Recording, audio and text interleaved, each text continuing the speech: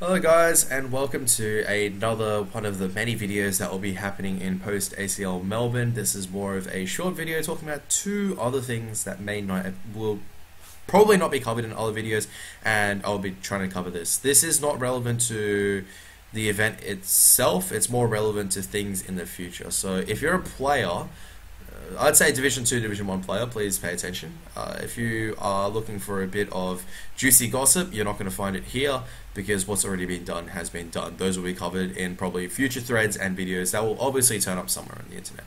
So the first part I like to talk about is professionalism. Teams, you've got to be professional. This boils down to two things. Firstly, the first part is banter. There is a difference between water cooler banter and there is a difference between when you're actually trying to sign a contract banter. Teams need to understand this difference, and they need to start understanding whatever they're saying on stream will be picked up on the microphone. We heard it all the way from up there. We picked up exactly what you said. Any player who stepped over the line, you should know this by now. Please don't do that again. It doesn't look good for yourself in general, even though obviously some people may not be able to identify you. There will be people in the audience who can identify you, and yeah, it doesn't look good for sponsors. It doesn't look good for your team image. Don't do it. Simple. Second part would be playing the game out to the end, which also ties into the next point I'm talking about. So playing out a game to the end, doesn't matter if the game doesn't count. You're still playing at a nationals event. You're still getting valuable experience. You have paid a lot to come down here, and you have deserved to come down here.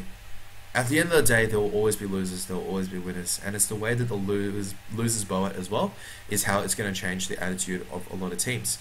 Don't ever give up on your games. Always try your hardest until the end. You can always try new strategies. You can always just start doing things over and over again because you are staying together as a team. You need to be able to do this. This ties into the next point, which is going to be the mental attitude that you have towards the game. Always do positive reinforcement. Positive reinforcement is a thing in sports psychology. It is done in sports everywhere. You always got to keep communicating. You always got to keep positive in your mind. It is very difficult when you're down 15-0, but you've got to keep doing it. There have been games where people have been down 15-0 and have come to bring it back to 15-all. It may have been part because the other team tilted. It is also because your team had that positive image just to keep going, just to bring it back. So a lot of teams do need to work on that, and the two teams that probably have it at the best at this stage would be the two teams that came out on top, Trident and Skyfire. So I hope other teams do take notice of how they played their games and just work on positive reinforcement. Esports, it is very much similar to a sport. So I guess another point that... No, there is no other points. That is going to be it for me. I want to keep this short and sweet so people don't fall asleep. I know it's a very, very long day for me as well this last couple of weekends, so I hope you guys all have a good afternoon.